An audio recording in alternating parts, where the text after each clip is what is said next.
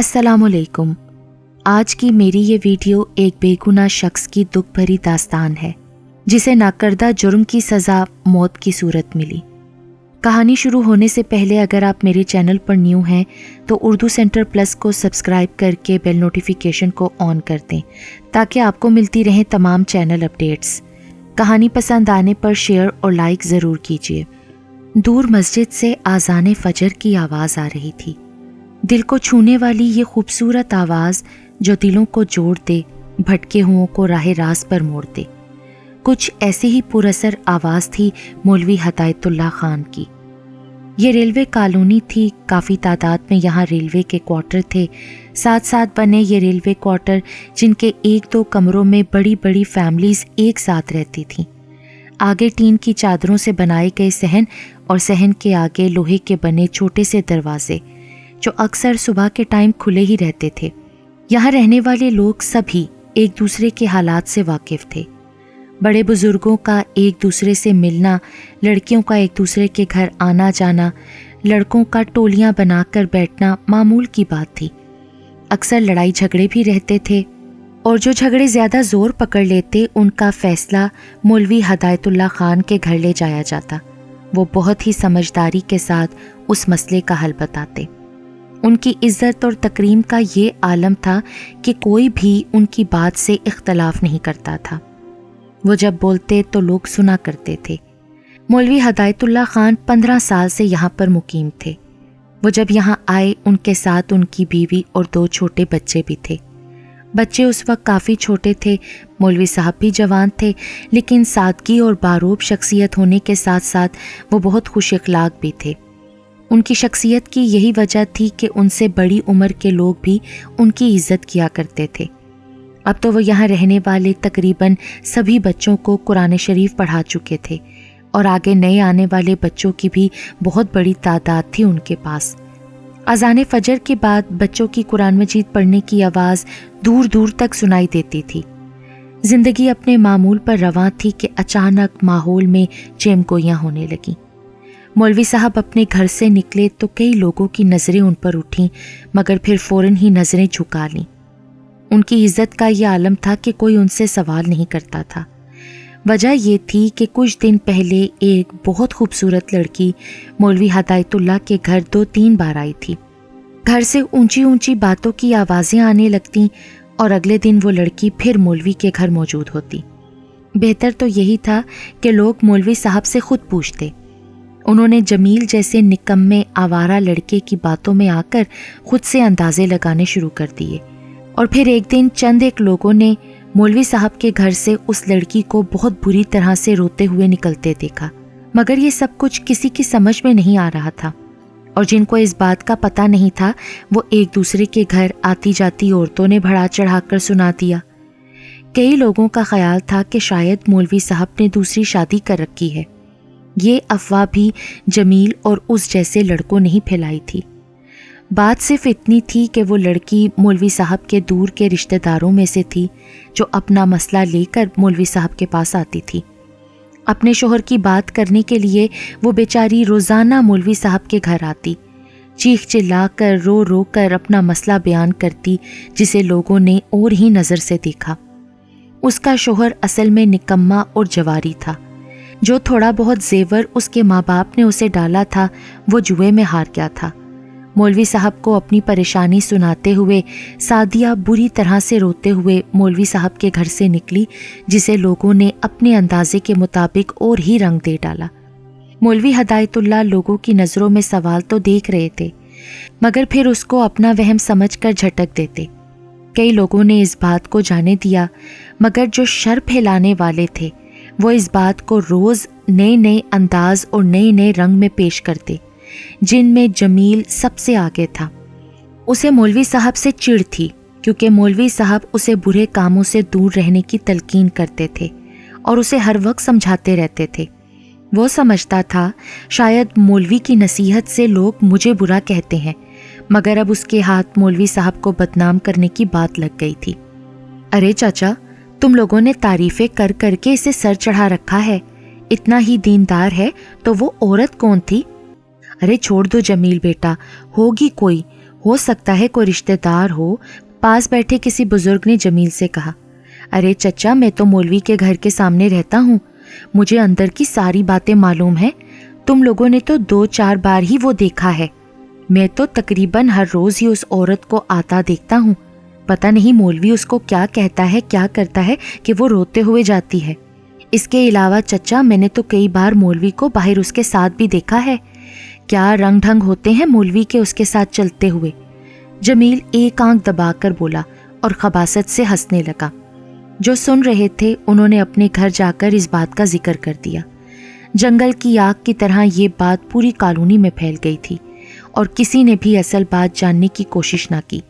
ابھی انہی باتوں کی چیم گوئیاں ہو رہی تھیں کہ ایک اور بات سامنے آ گئی۔ محلے کے تقریباً سبھی بچے بچیاں مولوی ہدایت اللہ سے قرآن پڑھنے آتے تھے، جن میں 11 سال کی کلثوم جو اس دن مسلسل روئے جا رہی تھی۔ مولوی صاحب اس بچی کو اپنے پاس بٹھائے پیار سے رونے کا سبب پوچھ رہے تھے کہ اسی محلے کا لڑکا اکرم ادھر سے گزرا۔ اس نے مسجد کے صحن میں جیسے ہی دیکھا مولوی کے گھر پہنچ گیا۔ کیا ہوا ہے کلثوم تمہیں؟ کیوں رو رہی ہو؟ مولوی صاحب کیا کہا ہے آپ نے اس سے؟ وہی تو بیٹا میں پوچھ رہا ہوں، لیکن یہ کچھ بول ہی نہیں رہی۔ بتا کلثوم کیا کیا ہے اس نے؟ کیا مطلب ہے لڑکے تیرا؟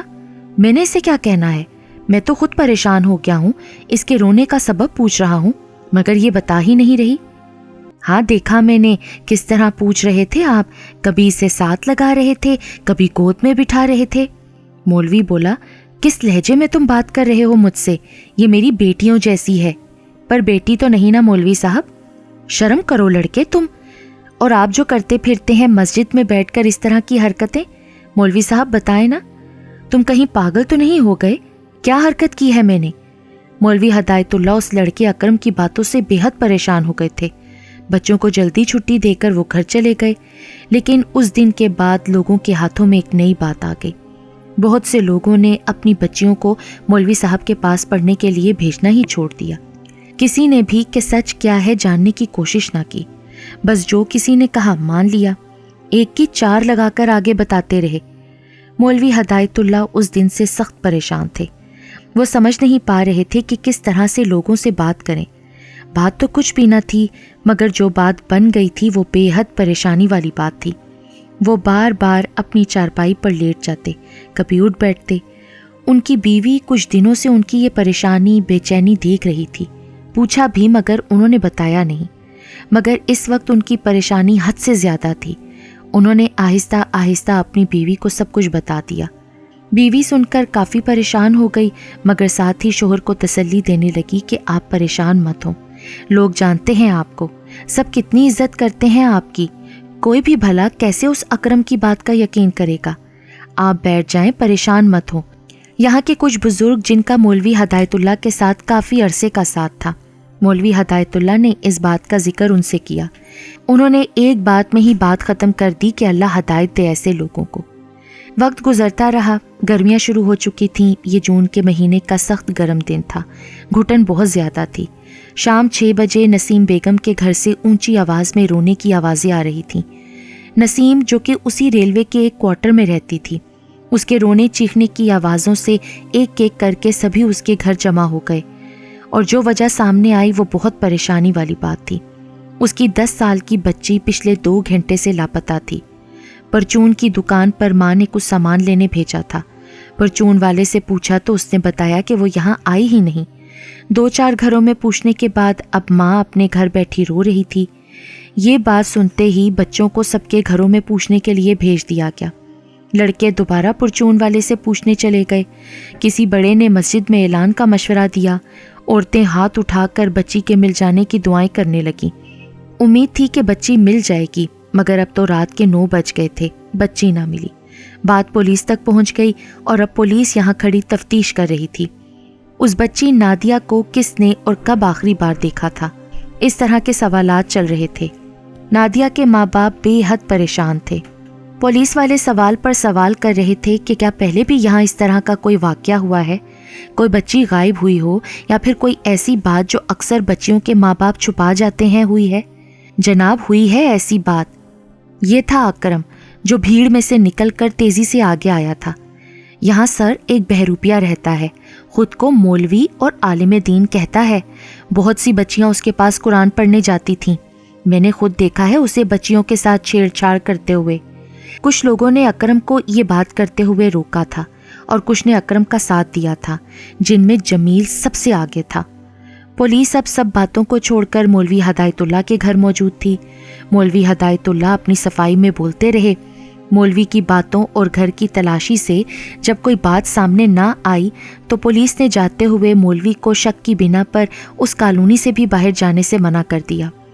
پولیس اپنی کارروائی کر کے جا چکی تھی، مگر ہدایت اللہ کو یہ کالونی والے اپنے ساتھ باہر لے آئے کھلے میدان میں. اکرم اور جمیل سمیت بہت سے نوجوان اپنا غصہ مولوی کو دکھا رہے تھے. جمیل تو مولوی ہدایت اللہ کا گریبان پکڑ کر جھنجھوڑ رہا تھا. اکرم خون خوار آنکھوں سے دیکھ رہا تھا. بچی نادیہ کا باپ بھی مولوی ہدایت اللہ پر چیخ چلا رہا تھا. میری بچی کہاں ہے؟ کچھ لوگوں نے دبے دبے لفظوں میں روکنا چاہا، مگر معاملہ اس قدر بگڑ چکا تھا کہ کسی نے بھی مولوی کا زیادہ ساتھ نہ دیا. بات 10 سالہ بچی کی تھی جو لاپتہ تھی اور شک کے دائرے میں سب سے زیادہ مولوی ہدایت اللہ خان تھے. وہ بیچارے سب سے ہاتھ جوڑ جوڑ کر التجا کر رہے تھے، اپنی بے گناہی دے رہے تھے، مگر کوئی بھی ان کی بات سننے کو تیار نہیں تھا. سب سے پہلے اس بہروپیے کا یہ روپ ختم کرو جس نے ہم سب کو دھوکے میں ڈال رکھا ہے. ہاں ختم کرو اس مولوی بنے روپ کو. بہت سی آوازیں ایک ساتھ ملی تھیں. مونڈ ڈالو اس کے بال اور داڑھی. اکرم گالی دیتا ہوا آگے بڑھا. مولوی ہدایت اللہ ہاتھ جوڑ جوڑ کر سب کو یہ کرنے سے روک رہے تھے. وہ روتے ہوئے کہہ رہے تھے کہ پہچانو مجھے، میں وہی ہوں جس نے تم لوگوں کو قرآن پڑھایا، تمہارے بچے اور بچیوں کو قرآن پڑھایا، نماز پڑھنا سکھائی، بہت سی بچیوں کی شادی کرنے میں تم لوگوں کی مدد کی، کئی یتیموں کی کفالت کا ذمہ لیا. تم لوگوں کو کیا کچھ بھی یاد نہیں؟ کوئی بھی ان کی فریاد نہیں سن رہا تھا. آنکھوں میں نفرت سے بس اسے دیکھ رہے تھے. اور پھر مولوی ہدایت اللہ کے سر سے امامہ اتار دیا گیا. ان کے سر اور داڑھی کے بال کاٹ دیے گئے. انہیں اس حال میں دیکھ کر کچھ لوگوں نے مذاق اڑایا، کچھ لوگ گالیاں دیتے ہوئے ایک ایک کر کے اپنے گھروں کو جانے لگے، اور پھر آہستہ آہستہ یہ تماشا ختم ہو گیا. مولوی ہدایت اللہ اس اندھیری گرم کالی رات میں روتے ہوئے چلے جا رہے تھے. ان کے قدم کس طرف اٹھ رہے تھے شاید وہ بھی نہیں جانتے تھے، لیکن وہ اپنے گھر کی طرف نہیں جا رہے تھے. وہ اپنے بچوں کو اپنی یہ حالت کس طرح دکھا سکتے تھے؟ وہ بس یہاں سے دور جانا چاہتے تھے. رات کا آخری پہر تھا، ہر طرف سناٹا ہی سناٹا تھا. خاموشی اس قدر تھی، لیکن اس سناٹے میں کوئی تیز تیز قدموں سے چل رہا تھا اور ساتھ ہی کچھ گھسیٹنے کی آواز سنائی دے رہی تھی. دور کہیں سے چند کتوں کے بھونکنے کی آواز آ رہی تھی. یہ کون تھا جو پسینے سے شرابور گھبرائی ہوئی سانسوں سے کچھ گھسیٹے ہوئے لے جا رہا تھا؟ جیسے ہی وہ اس ریلوے کالونی سے باہر آیا، اس اندھیرے میں اچانک تیز روشنی اس کی آنکھوں سے ٹکرائی اور ساتھ ہی اس شخص کو دبوچ لیا گیا. اگلی صبح بھی ہر روز کی طرح ہی تھی، لیکن آج ہونے والی بات کوئی نئی بات نہ تھی. سب لوگ حیران پریشان تھے کہ یہ کیسے ہو گیا، اور انسپکٹر صاحب بتا رہے تھے کہ رات جمیل کو گرفتار کر لیا گیا ہے، بچی کی لاش کے ساتھ، جسے وہ بوری میں ڈالے یہاں سے باہر لے جا رہا تھا. اس نے اقرار بھی کر لیا ہے کہ وہ بچی کو زیادتی کا نشانہ بنانے کی نیت سے اٹھا لے گیا تھا، مگر سب لوگوں کے ہجوم اور شور سے وہ گھبرا گیا اور اس نے رات کو گلا دبا کر بچی کا قتل کر دیا. وہ ثبوت مٹانے کے لیے بچی کو کالونی سے باہر لے جا رہا تھا، مگر وہ پولیس والے جو اس کالونی سے باہر چھپے بیٹھے تھے، انہوں نے مجرم کو پکڑ لیا.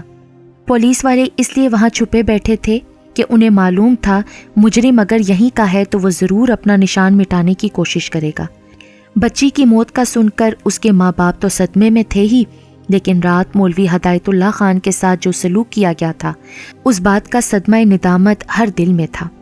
ہر کوئی ایک دوسرے پر لان تان کر رہا تھا اور مولوی ہدایت اللہ کی نیک سیرتی کی بات کر رہے تھے، جن میں اب اکرم بھی شامل تھا، جو سارا کا سارا قصور جمیل پر ڈال رہا تھا. اسی کے کہنے میں آ کر اکرم نے مولوی صاحب کے ساتھ بدتمیزی کی تھی. سب یہی کہنے لگے کہ مولوی صاحب کے گھر چلتے ہیں اور گھر جا کر ان سے پیر پکڑ کے معافی مانگتے ہیں. ہمیں یقین ہے وہ بہت اچھے دل کے انسان ہیں، ہمیں معاف کر دیں گے. ان کے گھر دستک دی تو پتہ چلا کہ ان کی بیوی بچوں کا رات سے رو رو کر برا حال ہے. مولوی صاحب تو گھر واپس ہی نہیں آئے. اگر مولوی صاحب گھر نہیں آئے تو کہاں چلے گئے؟ سب لوگ انہیں تلاش کر رہے تھے، اور پھر 2 بجے خبر آئی کہ چودھری اشفاق کے گودام سے گندم کی بوریوں کے پیچھے مولوی کی لاش ملی ہے۔ کوئی کہہ رہا تھا گرمی سے دم گھٹنے کی وجہ سے مولوی صاحب انتقال کر گئے، اور کوئی کہہ رہا تھا شاید ان کے ساتھ جو برا سلوک ہوا وہ اپنی تذلیل برداشت نہ کر سکے اور دل کا دورہ پڑنے سے انتقال کر گئے۔ ہر آنکھ اشکبار تھی، ہر کوئی دکھ اور ندامت میں تھا کہ یہ کیا ہو گیا، اور وہی اکرم ہی تھا جو مولوی صاحب کی آخری رسومات میں آگے آگے تھا۔ آنکھوں سے بار بار ندامت کے آنسو بہہ رہے تھے، مگر اب کیا ہو سکتا تھا؟ مولوی ہدایت اللہ تو چلے گئے تھے، سب نے ہی حقیقت کو جانے بغیر باتیں بنائیں، اور باتیں اتنی بگڑ گئیں کہ نتیجہ سب کے سامنے تھا۔ مولوی صاحب رو رو کر اپنی بے گناہی کا ثبوت دیتے رہے تھے، مگر کسی نے نہ مانا، بلکہ ان کے ساتھ انسانیت سوز سلوک کیا گیا، اور جب وہ اس دنیا سے چلے گئے تو سبھی کو ان کے اچھے کام یاد آنے لگے تھے، ہر کوئی ان کے غم میں آنسو بہا رہا تھا۔ بدل بھی ڈالو اب ستائش کے اس انداز کو، وہ جو اٹھ گیا دنیا سے وہ اچھا تھا۔ اذان فجر ہو رہی تھی، مگر یہ آواز مولوی ہدایت اللہ کی نہیں تھی، بلکہ مولوی احمد رضا تھے، جو نماز کی ادائیگی کے بعد مولوی ہدایت اللہ کی جگہ پر بیٹھے بتا رہے تھے کہ انسان فانی ہے، انسان مٹ جانے والا ہے۔